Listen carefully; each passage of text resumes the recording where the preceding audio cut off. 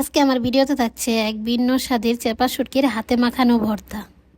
আসসালামু আলাইকুম, moment Sahal blog থেকে আমি সাহালের আম্মু রিয়া। আজকে আমি আপনাদের সাথে যে ভিডিওটা শেয়ার করব সেটা হচ্ছে আমাদের নেত্রকোনাতে হাত দিয়ে কিভাবে চেপা শুটকির ভর্তা করে। আমি যখন বছরে একবার ঢাকা থেকে বাড়িতে যাই তখন আমি বাড়িতে যাওয়ার আগে জাহানার আপুকে ফোন দিয়ে বলি যে আমি বাড়ি গেলে আমাকে ভর্তা বানাই খাওয়াবাম। সো তারা সব ভর্তার জন্য যা যা আছে সব কিছু নিয়ে আসে। আজকে আমি জাহানার আপুকে বললাম যে আমাকে চেপা শুটকি ভর্তা করে দাও, কিন্তু ও নানান বাহানা ধরতেছিল যে আজকে সে ভর্তা বানাবে না, কিন্তু আমি আর পিছ ছাড়ি নেই, আমি আজকে ভর্তা খাবই। সো ওকে পান খাওয়ার সুযোগ দিলাম যে পান খায়াম তারপরে ভর্তা বানাতে যাবে। এইদিকে এই যে আমার পুস্কিটা, সে বিছানার মধ্যে কি জানি ফেলে দিছে, মায়ান সেগুলো আস্তে আস্তে করে উঠাচ্ছে। সো আমরা এখন চলে যাব ভর্তা বানাতে, দেখি জানারাবো কীভাবে ভর্তা বানায়। কয়েকটা কাঁচামরিচ নিল, কাঁচামরিচগুলোর মধ্যে পানি দিল। এখানে কিন্তু কোনো তেল ব্যবহার করা হবে না, শুধু পানি দিয়ে এগুলাকে সিদ্ধ করবে। তারপর দিয়ে দিল অনেকগুলো রসুন আর কাঁচামরিচগুলো সিদ্ধ হওয়ার পর এর উপরে নাকি চেপা শুটকিগুলো দিয়ে দিবে।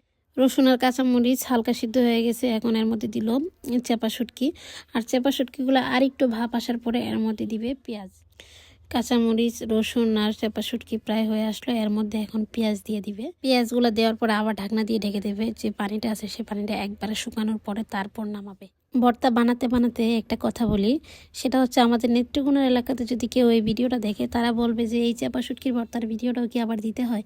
আসলে ভিডিওটা কিন্তু আপনাদের উদ্দেশ্যে না, কারণ অনেক দেশে আছে যারা চেপা শুটকির ভর্তা খায় না বা চেপা শুটকি কী জিনিস সেটা চিনে না।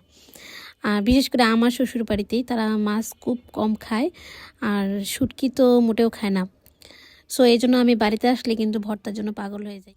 আর এখন মোটামুটি সব দেশে কিন্তু শুটকি চলে গেছে, শুটকি সব অঞ্চলেই কিন্তু কেনাবেচা হয়। তো কিন্তু কিভাবে খাইতে হবে ওরা কিন্তু এটা জানে না। সো আমাদের শুটকি ভর্তা করা এখন শুরু হয়ে গেল। জানার বই মরিচগুলোকে ডলতে ডলতে ডলতে ডলতে দেখি কি অবস্থা করে কোন পর্যায়ে নিয়ে যায়। ভর্তাটা কিন্তু অনেক টেস্ট হয়েছিল। সো এই জন্য কিন্তু আমি জানারবুর সব কিছু পছন্দ করি, জানারবুর তরকারি রান্না করা, তারপরে জানারবুর বিভিন্ন ধরনের ভর্তা।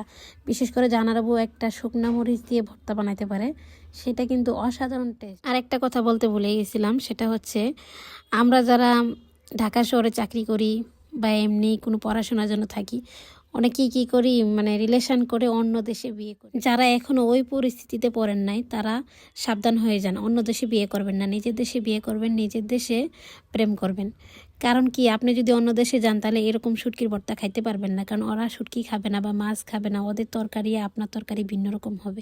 সো সাবধান হয়ে যান, ওদের কালচারের সাথে নিজেকে মেলাতে পারবেন না। এই যে আমাদের ভর্তা বানানো শেষ। ধন্যবাদ, সবাই ভালো থাকবেন।